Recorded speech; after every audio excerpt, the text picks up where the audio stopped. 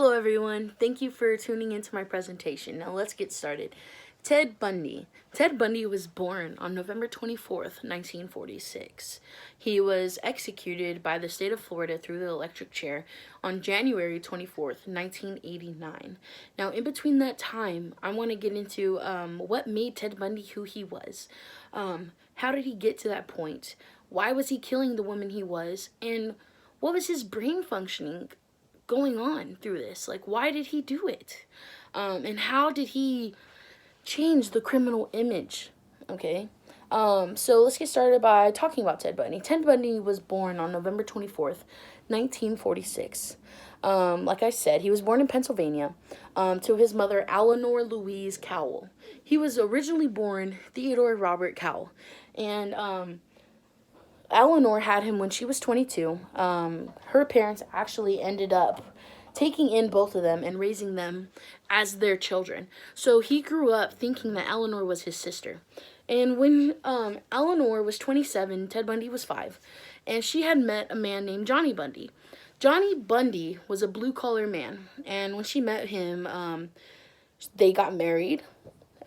She changed her name, and so she didn't want people thinking that Ted was an illegitimate child, so she changed his name to Bundy as well. And so growing up, that had a lot of effects on him, because after that, they moved from his home to Tacoma, Washington. And in Tacoma, Washington, and that's when we get into how Ted Bundy went to elementary school out there, he went to high school out there. When he was in school, he got bullied because he was a socially awkward child. He was an outcast.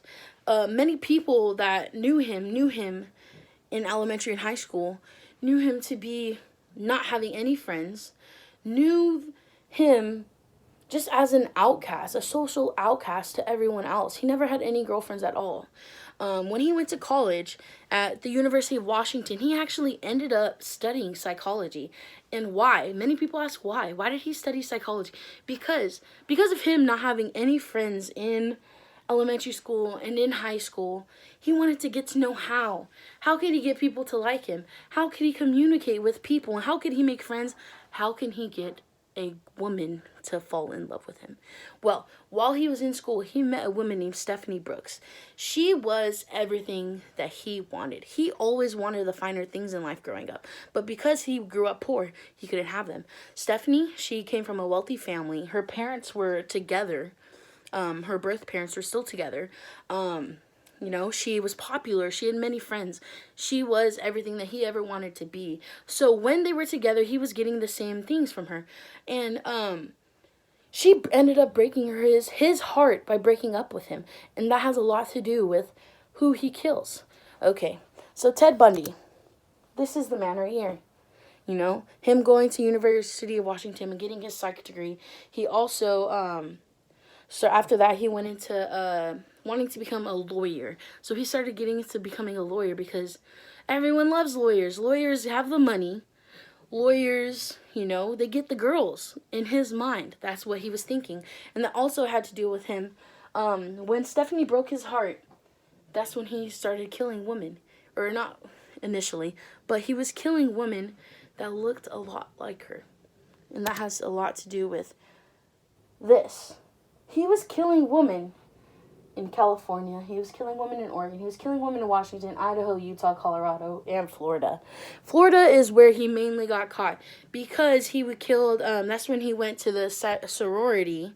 Right here, he went to the sorority in Florida, and that's where he killed multiple women. He bit a couple of them. He killed 36 women. He confessed to killing 36 women across these 7 states. The only reason he confessed is because he wanted to get a stay of an execution. Because his execution date was for January 24th, 1989. But because of this, he was denying all of the charges against him up till that date. But on the date, he said, "I'll do whatever you want me to do, so I can get a stay of an execution." So he confessed to those 36 killings. Now, experts say there are way more than 36 killings. Experts say there is over 100 women they don't know. Excuse me. And what do those 100 women all look like? They all look the same. Can't you see? White woman with dark brown hair. white woman with a dark brown hair and a split down the middle. White women who look like students, who are young. Okay. Wonder who else looked like that? Stephanie Brooks. Stephanie Brooks looked just like these women. And that had a lot to do because Ted was killing his ideal of losing Stephanie Brooks. He was devastated by her because she had the money, she had everything. And when she broke up with him, she broke his heart. And he was taking it out sexually and just killing these women. He beheaded a few of them. He bit a couple of them. And that just had a lot to do with it. He ended up confessing to all those murders, right? Well, let's look at the brain development of these. So as you see in this scan of this brain, this is a normal brain right here. Because you can see all the colors. You see that it's full, it's vibrant. Look at this brain right here. When you look at it, you see all these dark patches. All these dark patches, especially in this one right here, that's right behind your eyeballs. That is the orbital cortex. And the orbital cortex is what scientists say controls your ethical behavior, your moral decision making, and your impulse control. Your impulse control. What else does the orbital cortex do? It helps put a brake to the amygdala, which controls aggression and appetites. Okay, so Ted Bundy was aggressively murdering women. His ethicals of women was all messed up because his brain looked like this. That had a lot to do with why he was doing what he was doing. Now, Ted Bundy, as you can see, this is what the image I have of him with his brown bug. Okay. Do you see a murderer there? No. This is what a lot of people saw. A handsome, young, white man that has a bike rack on his car. You would never think someone like that would be a monster. But this image shaped how we changed our criminal image. Because before, when he was killing, people were jumping into cars with strangers in the 70s and 80s. They were, having fun, doing whatever they want, left the doors unlocked. I let their kids play outside and didn't check on them.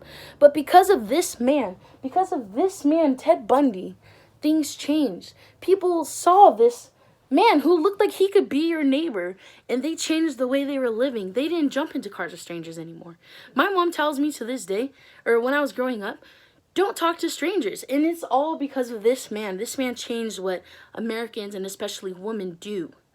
How they protect themselves. And it's really crazy because this man right here, who looks like a normal white man, he even had a judge fooled. A judge during his trial in Florida said, he said, "You're charming and you don't look like you look like someone that I would be friends with.